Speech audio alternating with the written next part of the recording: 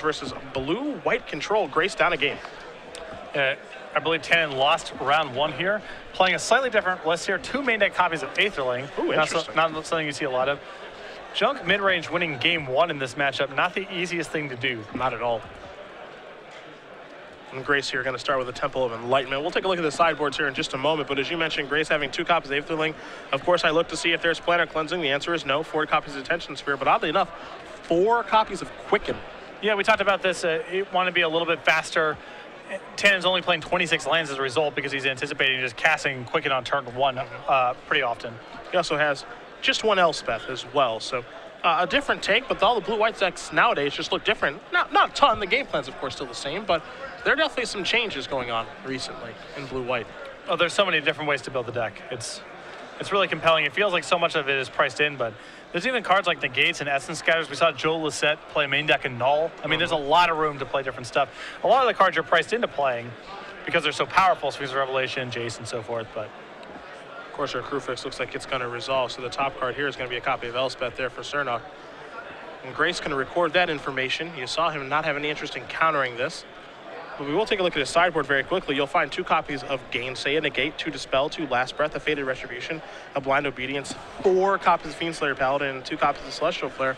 We've talked about it quite a bit this weekend. People do not have interest in losing to Boss Sly. no, although I think, unless he wants it for other cards, I think that Ratchet Bomb is the better card against Tom's deck because it's a little bit faster and not nearly as susceptible to pump spells. But Fiendslayer Paladin is still an excellent addition for that matchup. Grace just playing a land and passing the turn back over to Cernoch. The ability to take an Overgrown Tomb from the top of his deck and put it in play if he'd like. And that's a pretty good place to start, so that's what's going to happen. He'll come to play tap. Cernoch's going to go up to 17. His life total not mattering a ton in this matchup. He just wants to exert a lot of pressure. Yeah, and that Courser surviving to the next turn was a really big deal because Jacob was at risk of missing his land drop here, and his hand is all 4 or 5 mana stuff. Or at least all of his proactive action is. Yes, proactive action is expensive, and his reactive stuff actually is looking pretty poor right now. He has 2 copies of Hero's Downfall and 2 copies of Abrupt Decay in the hand. Now, yes, Grace does have the Tension Spheres in his deck, but he doesn't have them right now, and I wouldn't be surprised if he boarded them out. Correct. Although Jacob does have a lot of Planeswalkers, so maybe he still wants his Spheres, but the point is taken. It's possible they're not even in his deck anymore. Copy of Banishing Light, the top card here. And Grace is going to record that information, make sure he knows exactly what's in the opponent's hand. Cernoch will gain a life from the forest. Looks like Grace may be setting up the old Quicken into Supreme Verdict. He's willing to take all of this damage, so he'll go a little bit lower. And now it's time for a Quicken into what looks to be a Supreme Verdict, perhaps, and it will be. And critically, Tannon has found a Sphinx's Revelation here as well. So he's going to be able to untap with multiple counter spells from this spot, and then if Jacob doesn't do anything threatening, be able to take over the game of Revelation. Well, I thought that maybe Grace sideboarded out Detention Sphere, but he draws a copy for the turn. So that's a card that's not going to be great in this matchup. He already knows about a Banishing Light. You have to imagine, again, that your opponent does have Abrupt Decay. Yeah. And Jacob's hand's so susceptible to these counter spells. I mean, it's all reactive stuff, and any of the proactive stuff that he has involves his entire turn. You see this Dissolve is just so bad for Jacob in this spot. Yeah, a whole turn wasted.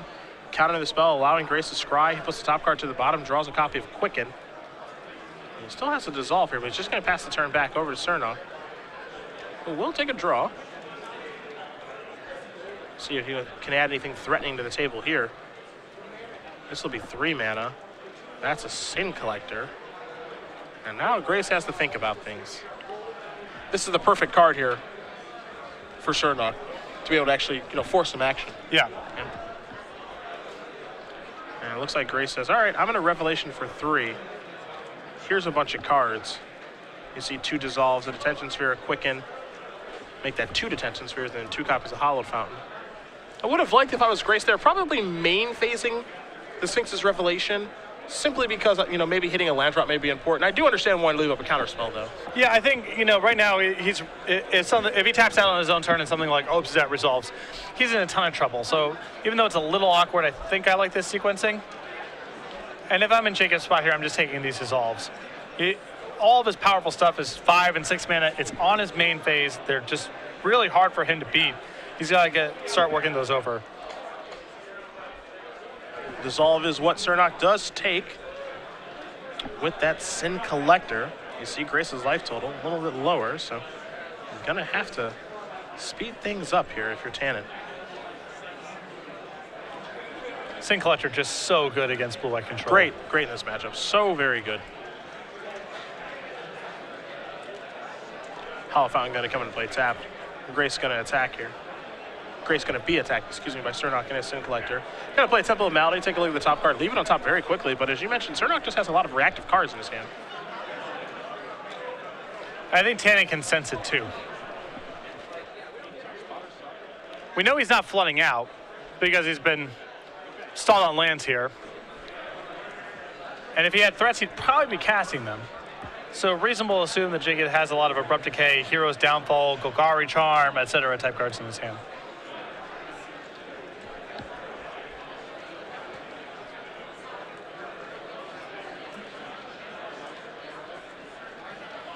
Looks like Tannon's going to cast a Quicken here. Looks like he picked up a copy of Divination. And that's great because I don't think he wanted to Supreme Verdict in this spot. I thought it was possible, but Quicken into Divination is exactly what Tannon's in the market for. That's a beautiful turn. Yeah. Now he's going to untap all these lands. Time to take a draw. It's a copy of Azorius Guildgate. So he's got a couple of lands here. We know about the Hollow Fountain, a couple of basics in Island and Plains.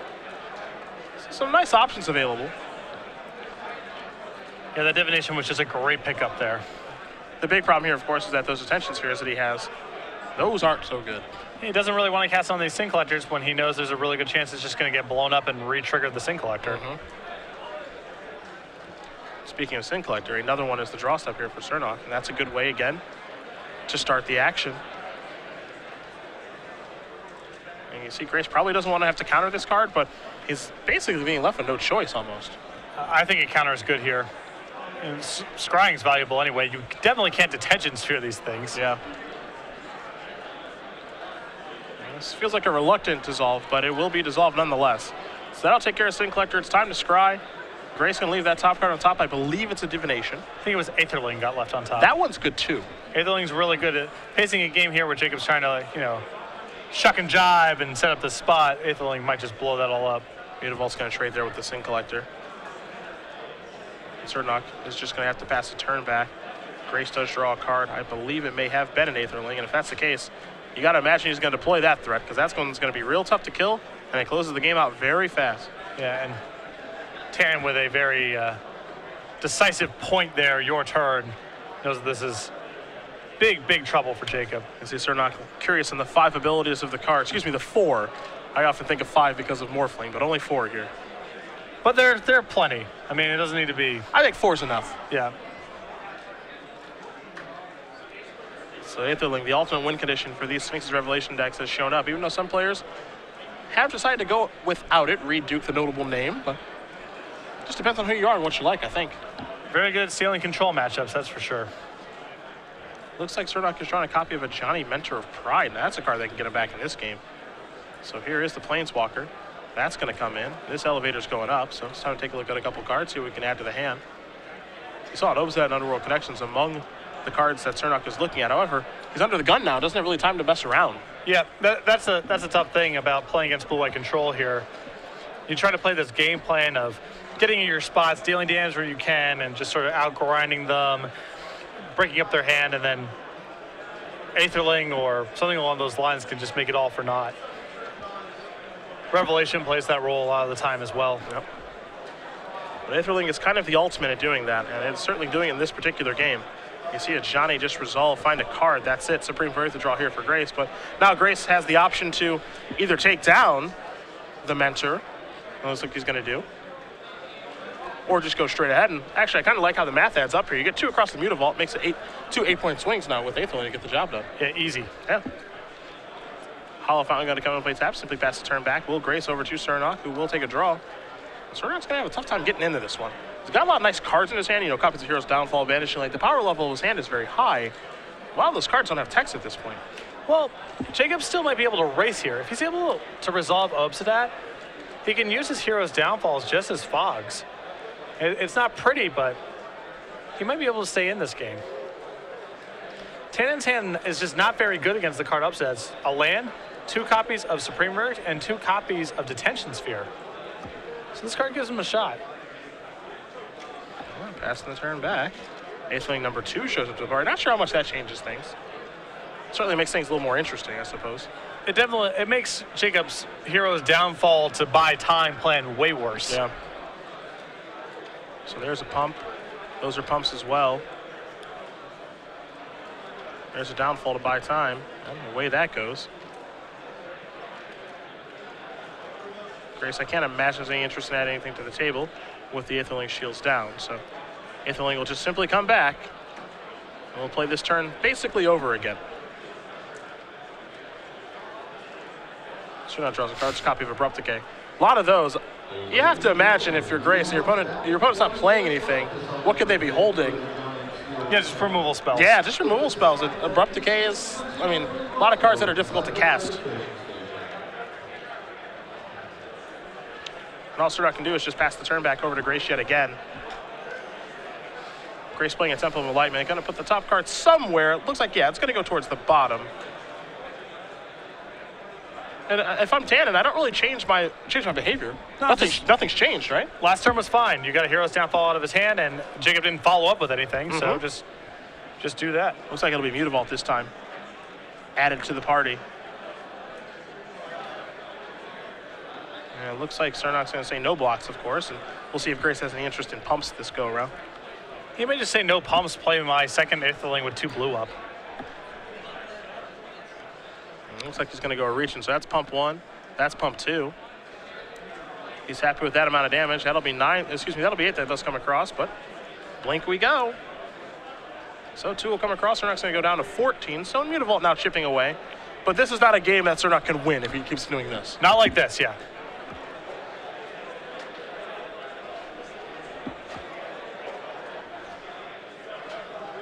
Cernoch going to simply pass the turn back, and this style of game, is, as we said, is not one that favors him. He could have a hero's downfall for every turn of the game and would still lose. And I think we're probably going to see the second Atheling get deployed here. I think it's about that time. There's Mutavault, 4, 5, and 6. And with 3 blue mana available, even if one of them dies, you're still feeling just fine about things. It's one of those spots where, you know, you want to err on the side of caution because you just want to err on the side of caution, but there's realistically very little your opponent can do to get out of this spot. Yeah, this is a pretty hard lock, and Cernoch's going to draw Mana Confluence and then pick things up. So Tannon Grace is going to win game number 2 here over Jacob Cernoch. Blue-white control evens things up against Chunk midrange. You got to wonder, Tannon just did such a great job there playing against those detention spheres there. Didn't really do anything with them, knowing that Jacob probably had Abrupt Decay in his hand. And I'm curious to see right now if Jacob wants to reevaluate how many of these Abrupt Decays he wants in his deck at all, because Tannon did a great job of invalidating those cards. We will turn our attentions to the sideboards here in just a moment, but a lot of people are excited about these modern Premier IQs that we're doing here, beginning in July. I keep saying September. It's in July. It's sooner than I think in Baltimore. Yeah, it's going to be part of the Open Series. Starting in Baltimore, as you mentioned, $5,000 in cash prize, open points to all participants, top 4 receive invites to the Invitational, additional side events as well. We wanted to add modern support that didn't come at the expense of the Standard or Legacy Opens. It's here now. We've rejiggered the tournament a little bit. The elimination rounds of the Standard Open are going to be played entirely on Sunday, so only the Swiss rounds on Saturday. 9 a.m. is going to be our Legacy Open. Same as it always is, going to be on camera the entire time, same as always. But we're going to have the Modern Premier IQs starting 10 a.m. every Sunday, starting with the Baltimore Open. And we can't forget that we've already got stores running these tournaments as well. Even though they will be at the Open Series, stores can run these things too. Correct, and if you're a TO or a store owner looking to get these into your area, you can contact SCGVEGAS through all the usual channels you do for your organized play.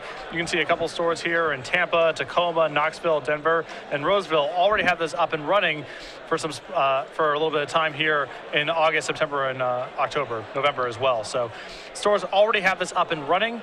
And we're really excited to be bringing this level of IQ to the local level and have real modern support at our Opens. Our organized play department, they do listen to the players. They wanted modern, and we had to figure out a way to do it, and we finally have. So if you'd like a modern Premier IQ at your store, it's not hard to do so. Just go through the same means that you do for any IQ. Yeah, exactly. The same organized play channels you do for anything else you do through Star City Games also work for the Premier IQs.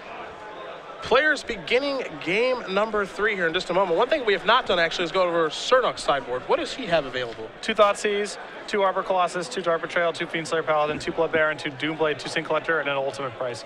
Not a ton to bring in this matchup. The 2 Blood Barons can catch Blue-White Control off guard. The 2 Sin Collectors and the Thoughtseizes are, of course, his best cards, but not a lot. Now, Jacob's list is a little bit better against control decks game 1 than you traditionally see junk mid-range decks be. There's 0 copies of Doomblade or Ultimate Price. The removal spells are Abrupt Decay, Hero's Downfall, and Banishing Light. Now 10 removal spells is a lot, but at least they all have some amount of utility against most builds of blue-white control, as opposed to the build we saw earlier on camera with his main deck, Doomblades and Ultimate Prices, really don't help against blue-white control. See, Grace is going to take a mulligan here. Cernoch happy with his 7. He'll be on the play. Seems like a tough matchup for blue-white control, even though Grace was able to win game number 2. Yeah, no, it's... well, I don't know. I mean, Jacob still has a lot of the junk mid-range problem of the things that he ultimately needs to resolve to win the game are 5 or 6 mana, and they're on his own main phase. So counter spells are very good against him. And because he has Quick and Supreme Verdict, he has an answer to Obsidian that a lot of builds of blue-white control do not have. This is true. 4 Quickens feels like a lot, though. Yeah, it's a lot. It's definitely a lot, but you know he wants to be doing something early and often, and Quick and Supreme Verdict is very powerful against a number of decks. Well, Grace gonna shuffle up here, get ready for game number 3. Here between blue-white control and junk mid-range. A lot more junk mid-range. This is the 2nd or 3rd time we've had it on camera than I expected this weekend. Yeah, and a deck that can easily adapt to beat a deck like Tom's. Yeah. Grace going to send this back again, so he's going down the fine. You saw his hand with just 2 planes, a Detention Sphere as well, and Sphere is virtually mulligan in this matchup. I can't imagine one of those lasting very long at all. You can see he was loath to cast it game 2. Yeah. You know, he was doing everything in his power to not cast it because Jacob clearly had multiple ways to remove it lingering in his hand. Yeah. Well, we'll see if Grace can find anything useful here. In game number 3 on a mulligan of 5. Not a great spot to be, especially against a high-powered deck like junk mid-range. Got to have everything lined up appropriately now. Counter spells are still very good for Tannon. The 2 copies of Divination he has in his list are very important. And he does have a lot of cantrips. 4 copies of Azorius Charm, the 4 Quickens you alluded to. So if he can get to his, you know, if he can get to Jason and start drawing cards, he can power through this mulligan. It's asking a lot, but his deck is better suited to do it than most builds of blue-white control. Yeah, we've seen stranger things happen, that's for sure. Not impossible, but it will be difficult. That's a pretty aggressive 6-card mulligan there from 10. I think most players in the room would have kept that hand. I think it's correct for the reason that you mentioned. The Detention Sphere is just pretty bad against Jacob, but I think a lot of people would have been hard-pressed to throw that hand back. Well, we'll see if Grace can find a good 5. Time to take a look. Ugh. No, not the best. You see a Quicken, a Azorius Charm. He's going to have to run off a blue. Well, that's a start. Now his hand's totally fine. I mean, it's completely functional. He's got a Quicken and an Azorius Charm to help find his land drops. Now, Cernoch is off to a slow start. I mean, you expect him to be, truth be told, but the spells that he casts will be huge haymakers. But Grace can actually play the game now, and that's all you can really ask for in a mulligan of 5. Uh-oh. Oh, no, oh, no. Oh, boy.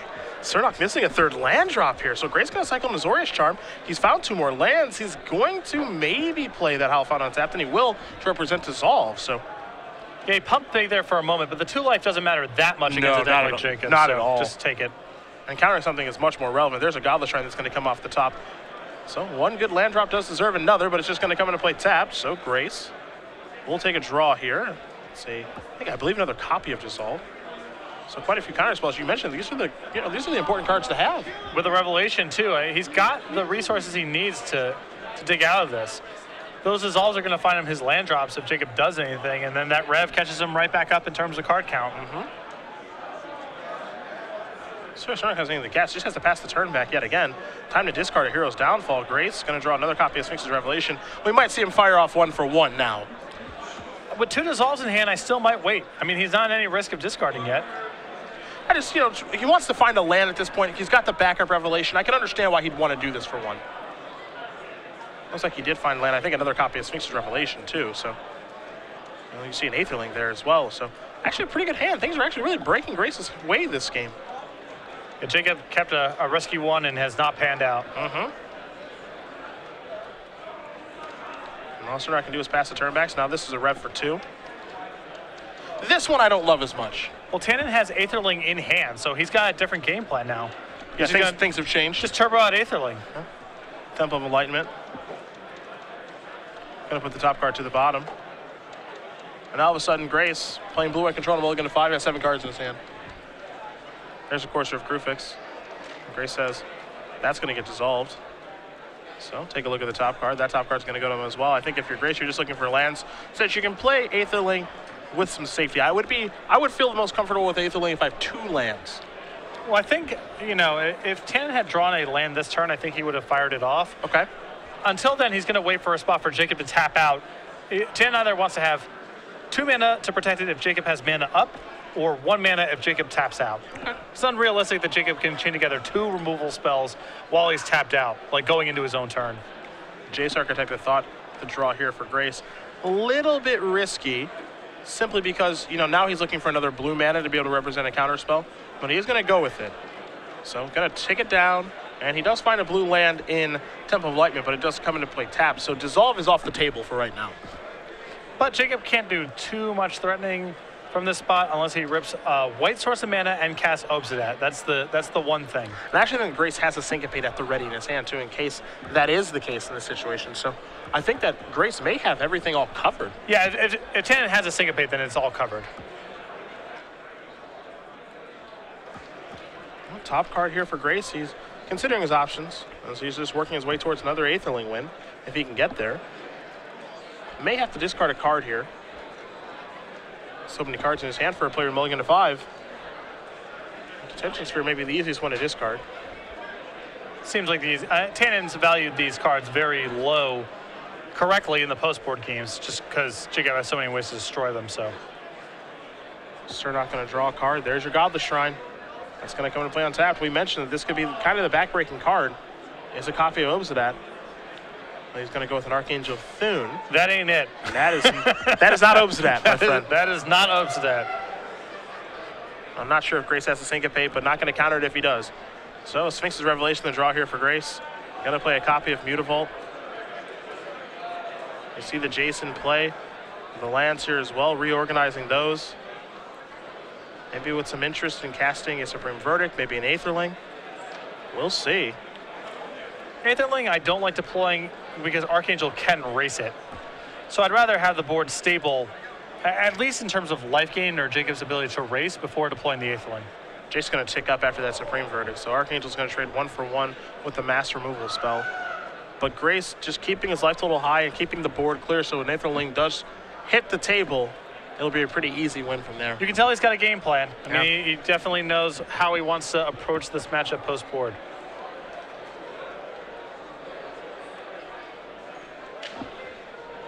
There's Negate to take care of a Johnny.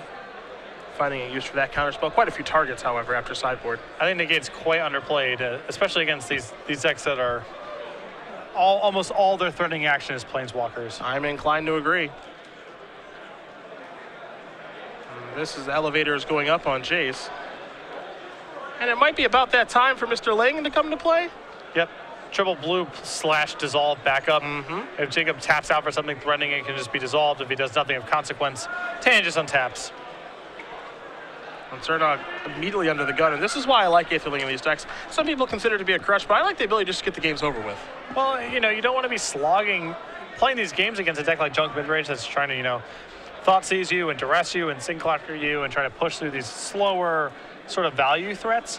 Just shut the door. I mean, Jacob's going to die with cards in his hand, most likely. And that's because of the way the Tannon set up this matchup post-board. And now Cernoch, all he can do is pass the turn back here in the face of Aetherling. Grace going to draw a card. It's a copy of Supreme Verdict. Jace is going to take down, so a couple cards coming. And an island, a divination, and a plains. You have to imagine Div's going to go by itself.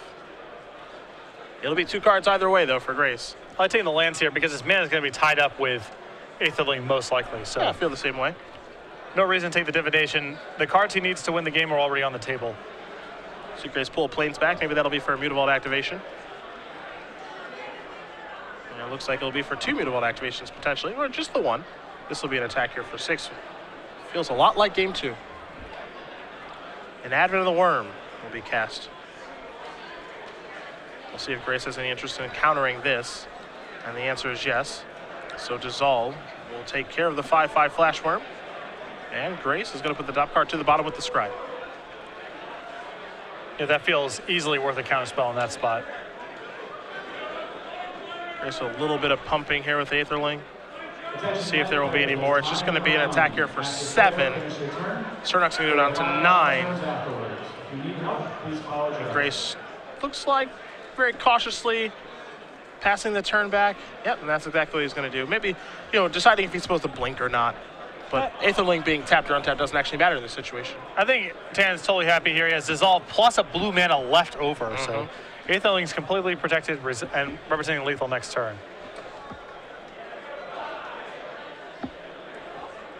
A very favorable mulligan here for Grace. Well, to Tannon's credit, the way his deck is built is definitely more inclined to come back from mulligans to 5 than most builds. Instead of having spells in his hand, he had Azorius Charm and Quicken, was able to churn over the cards and eventually get into this spot.